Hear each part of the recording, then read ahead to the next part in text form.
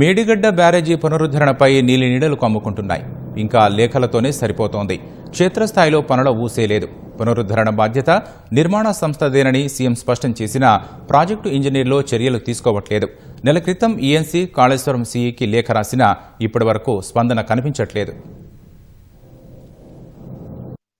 మేడిగడ్డ బ్యారేజీ పునరుద్ధరణ బాధ్యత నిర్మాణ సంస్థదేనని ప్రభుత్వం స్పష్టత చేస్తున్నా ప్రాజెక్టు ఇంజనీర్లు మాత్రం ఈ దిశగా చర్యలు తీసుకోకపోవడం చర్చనీయాంశంగా మారింది. నిర్మాణ సంస్థకు తుది నోటీసు జారీ చేయాలని, తీసుకున్న చర్యలను తమకు నివేదించాలని నీటిపారుదల శాఖ లేఖ రాసినా ప్రాజెక్టు ఇంజనీర్లు మాత్రం ఈ దిశగా చర్యలు తీసుకోలేదని సంబంధిత వర్గాలు తెలిపాయి. 2024 జనవరి నుంచి ఇప్పటి వరకు నిర్మాణ సంస్థ, నీటిపారుదల శాఖ, ప్రాజెక్టు ఇంజనీర్లు రాసిన లేఖలన్నింటినీ జతచేసి చర్యలు తీసుకోవాలని, ఏం చర్యలు తీసుకున్నది తమకు తెలపాలని ఫిబ్రవరిలో ఈఎన్సీ కాళేశ్వరం చీఫ్ ఇంజనీర్కు లేఖ రాసినా ఇప్పటి వరకు స్పందన లేదని తెలిసింది. 2023 అక్టోబరులో మేడిగడ్డ బ్యారేజీ కుంగడంతో పాటు 7వ బ్లాక్ పియర్స్ బీటలు వారాయి. దీనిపై విచారణ చేసిన విజిలెన్స్ నిర్మాణ సంస్థ ఎల్ఎన్టీ పీఈఎస్ సంస్థపై చర్యకు సిఫార్సు చేయడంతో పాటు పునరుద్ధరణ బాధ్యత నిర్మాణ సంస్థదేనని పేర్కొంది. 3 బ్యారేజీలపై విచారణ జరిపిన జస్టిస్ పీసీ ఘోష్ కమిషన్ పునరుద్ధరణ బాధ్యత నిర్మాణ సంస్థదేనని, నిర్మాణ సంస్థ ముందుకు రాకపోతే ప్రభుత్వమే పూర్తి చేసి తర్వాత రికవరీ చేయాలని సిఫార్సు చేసింది.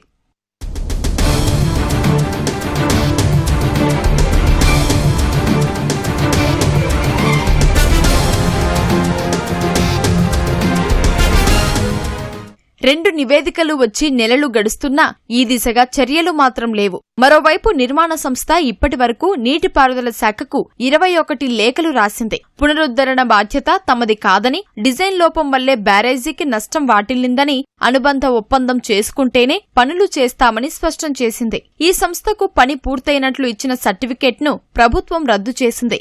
బ్యారేజీ ప్రారంభించిన తర్వాత మొదటి సంవత్సరంలోనే లోపాలు గుర్తించి కింది స్థాయి ఇంజనీర్లు లేఖలు రాసినా మరమ్మతులు చేయలేదు. డిఫెక్ట్ లైబిలిటీ పీరియడ్లో ఉన్నప్పుడే సమస్యలను గుర్తించి డిప్యూటీ ఎగ్జిక్యూటివ్ ఇంజనీర్లు లేఖలు రాశారు. అప్పుడే స్పందించి ఉంటే బ్యారేజీకి తీవ్ర నష్టం వాటిల్లేది కాదన్న అభిప్రాయం కూడా ఇంజనీరింగ్ వర్గాల్లో వ్యక్తమైంది. కింది స్థాయి ఇంజనీర్లు లోపాలు గుర్తించి మరమ్మతులు చేయాలని లేఖలు రాస్తున్నా పై స్థాయి ఇంజనీర్లు ఇవేమీ పట్టించుకోకుండా పని పూర్తయినట్లు ధృవీకరణ పత్రం ఇచ్చేశారు. బ్యాంకు గ్యారంటీలు తిరిగి ఇచ్చేశారు. Vigilance, justice PC Ghosh commission ఈ లోపాలన్నింటినీ ఎత్తిచూపి బాధ్యులపై చర్యలకు సిఫార్సు చేసినా నీటిపారుదల శాఖ పట్టించుకోలేదు. ముఖ్యమంత్రి రేవంత్ రెడ్డి వద్ద, నీటిపారుదల శాఖ మంత్రి వద్ద జరిగిన సమీక్షా సమావేశాల్లో పునరుద్ధరణ బాధ్యత నిర్మాణ సంస్థదేనని, ఈ మేరకు పని పూర్తి చేయించడానికి చర్యలు తీసుకోవాలని అధికారులను ఆదేశించారు. నిర్మాణ సంస్థకు కూడా ఈ విషయాన్ని స్పష్టం చేసినట్లు